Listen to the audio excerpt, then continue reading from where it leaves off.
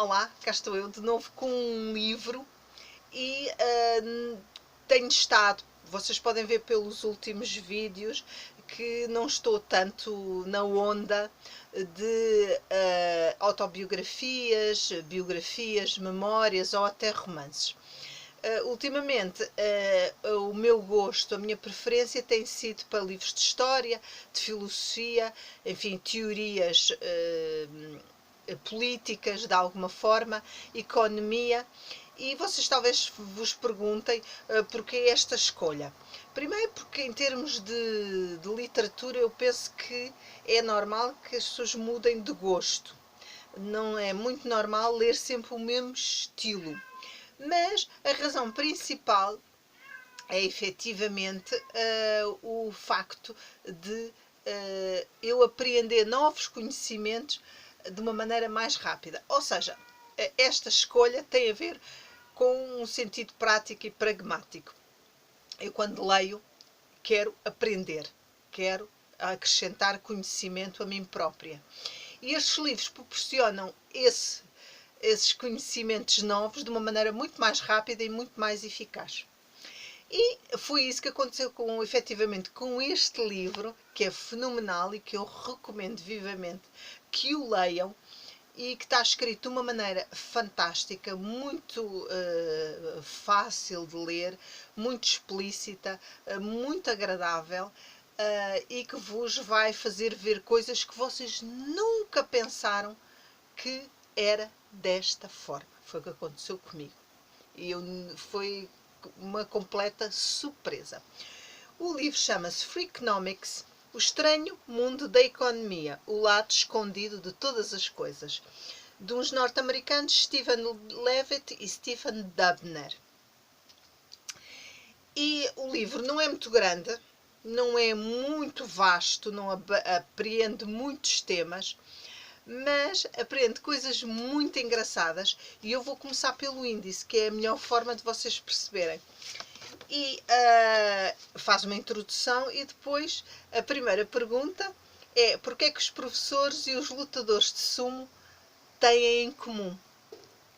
E é muito engraçada esta pergunta, e ele vai explicar porquê. Porque os lutadores de sumo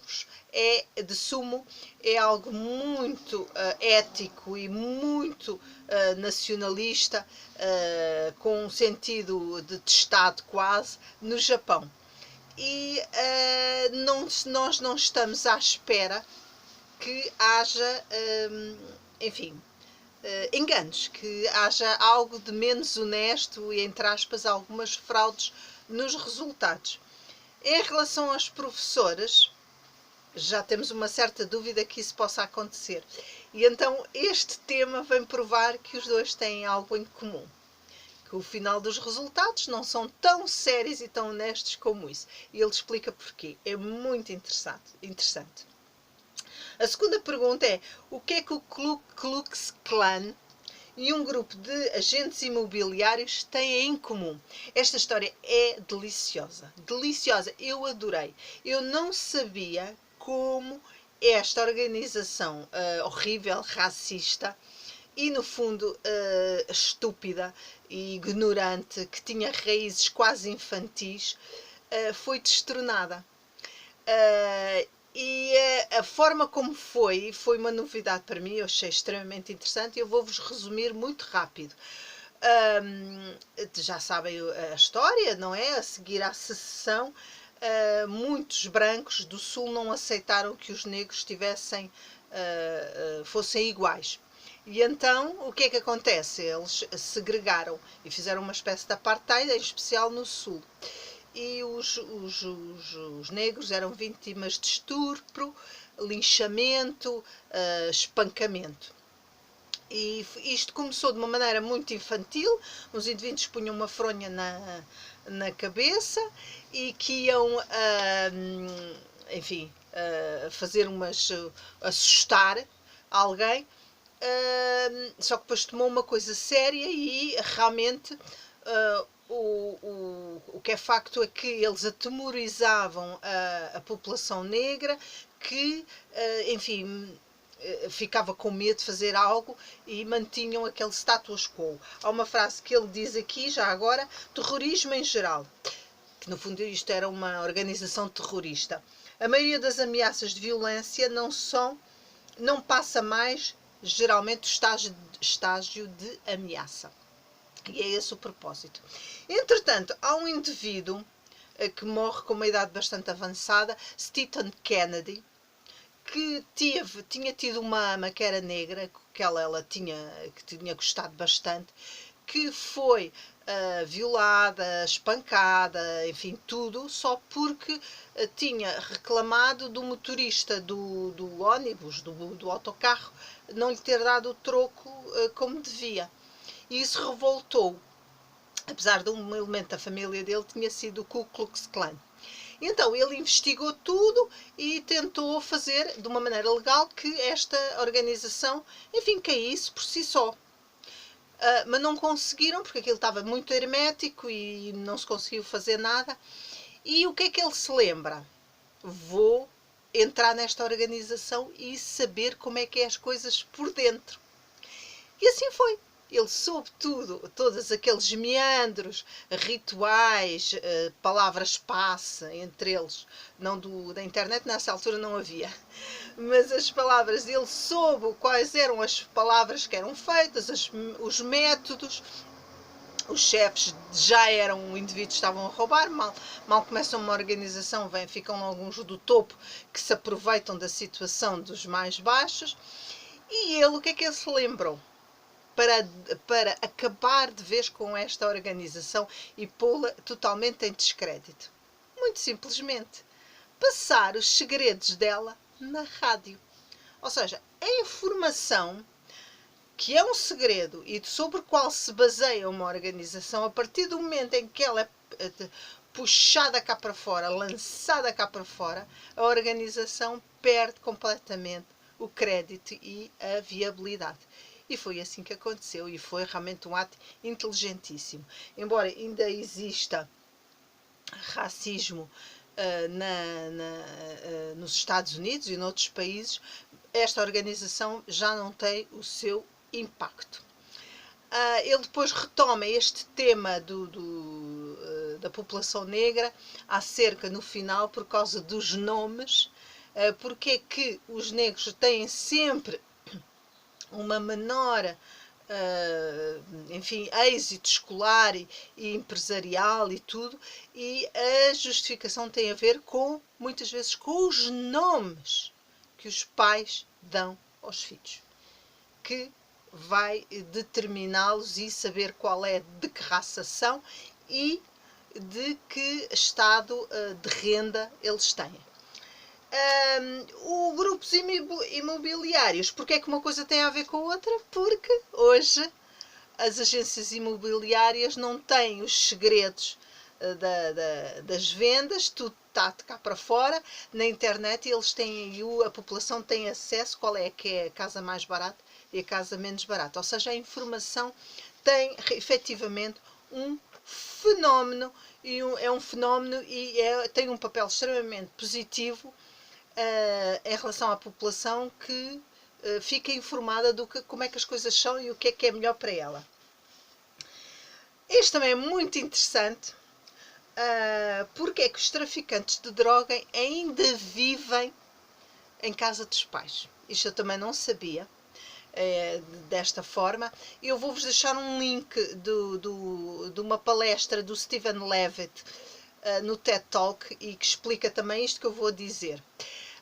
Ele recorre a um trabalho de um indiano que viveu com um gangue mesmo, Sadir Venkat, salvo erro o nome, eu nunca sei pronunciar bem. Ele fez um trabalho espetacular e confiaram nele e deram-lhe a contabilidade, porque aquilo no fundo digamos, o negócio da droga é um negócio como outro qualquer, só que infelizmente traz malefício às pessoas que usam drogas, não é? Que é muito negativo, vicia-as, mas de resto é uma organização como outra qualquer.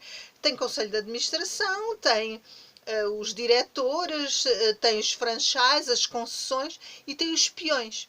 E esses peões, que é os rapazes, adolescentes, que não têm mais nada, não têm emprego, porque esta sociedade não lhes dá emprego e vivem na pobreza, têm que recorrer ao tráfico de droga para poder comer. Então eles ganham 3,50 dólares por dia, à hora, peço desculpa, à hora, o que é manifestamente pouco. Eles acabam por ganhar o ordenado mínimo e é um emprego extremamente perigoso, porque morrem a uma percentagem de 25% em que eles são assassinados. Além de estar todo dia de pé e enfim, e acaba por ser um trabalho extremamente estúpido. Mas estes gangues de droga funcionam com um pequeno Estado, em pequenas zonas em que o Estado norte-americano não se interessa e deixa as pessoas ao Deus dará, e eles recorrem a estas pequenas organizações, os gangues de droga, se precisam de dinheiro e se precisam de ganhar a vida desta forma.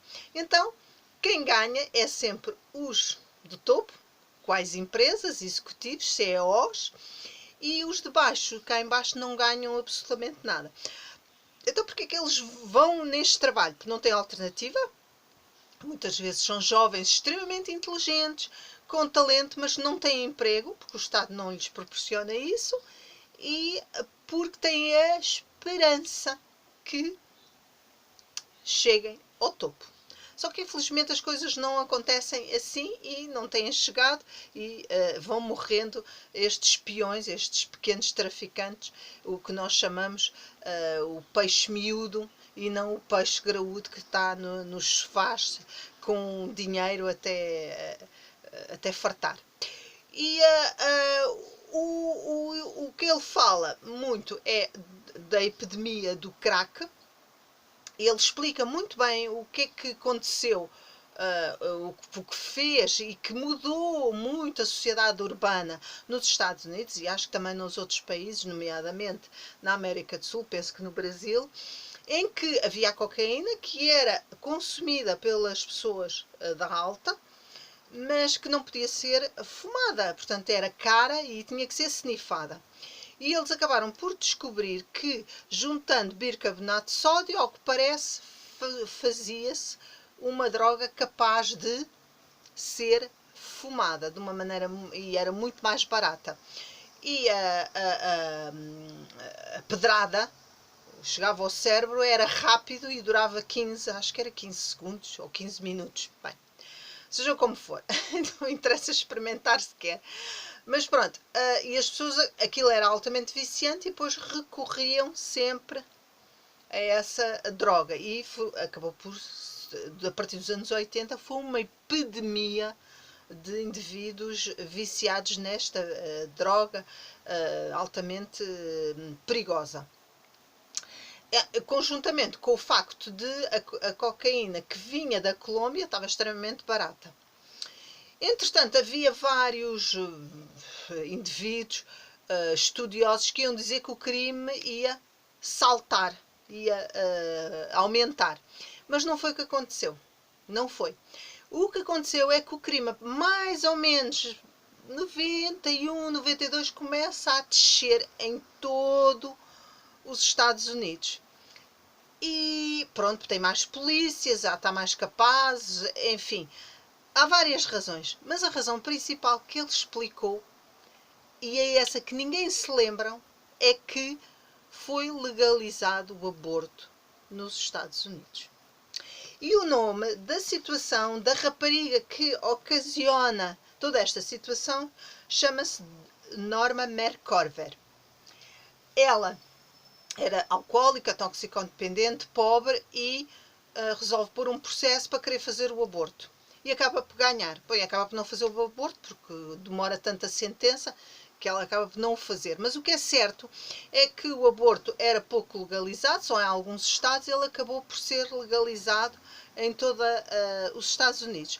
Resultado, aquelas raparigas pobres, adolescentes, que ficavam infelizmente grávidas sem querer, não é? Por imprudência, não punham cá fora filhos indesejados, que viriam a ser criminosos. Claro que isso devia ser um planeamento familiar. Por exemplo, existe na Europa, eu fui a consultas de planeamento familiar, sei tudo sobre isso. Não sei se nos Estados Unidos essa política existe. Claro que o aborto é sempre deve ser a última coisa a fazer-se. Eu não sou contra, mas acho que é um método muito agressivo e é doloroso para uma mulher. Mas quando é em último caso tem que ser feito, porque mais vale que não venha nenhuma criança, que venha uma criança que seja indesejável e que depois se torne criminosa e com isso provoca a morte de outras pessoas. É triste dizer isto, mas é a realidade. E então foi isso que aconteceu. Esse tipo de população que tinha imensas dificuldades deixou de existir e a criminalidade baixou. Eu isto também não sabia, não tinha consciência tão profunda desta situação. Por fim, o que é feito dos criminosos é uma parte também muito engraçada, entre aspas, tem a ver com aquilo que eu falei agora, que tem a ver com o Nicolau Ceausescu e com isto que eu contei mesmo agora, que não vou repetir, mas vou só falar neste bocadinho. Quando este ditador romeno vai para o poder, ele acaba com o aborto. E acaba com o aborto e obriga as mulheres a terem determinados filhos, e quando não engravidavam tinham sérios problemas. Aumentou a população e foi esta população jovem que o destornou no dia de Natal de 1989. Ou seja, toda esta população jovem satisfeita, que não tinha emprego, não tinha situação, acabou por o matar. E isto é que diz muito, e para mim, em relação à Primavera Árabe, em relação a muitos países, o problema é que há uma camada populacional jovem, letrada e muitas vezes insatisfeita, em grande quantidade, que não têm ocupação. E isso leva a um desconforto e a revoltas. E muitas vezes isso torna-se pernicioso para o país. Portanto, eu sou a favor completamente do planeamento familiar. Aliás, 7 bilhões no planeta acho que é mais que suficiente. Mas é uma perspectiva. Aliás, eu tenho um vídeo por causa da política antinatalista, que eu vou deixar um link onde vocês veem a minha opinião sobre esse assunto. Acho que tem que haver realmente regras a nível mundial em relação à população, porque isso não traz felicidade a ninguém. Somos muitos e não há empregos nem comer para todos. E se calhar é preciso não sei quantas terras para nos alimentar. Além de trazer homicídios, violência, enfim, problemas bastante graves. Por fim, ele fala da história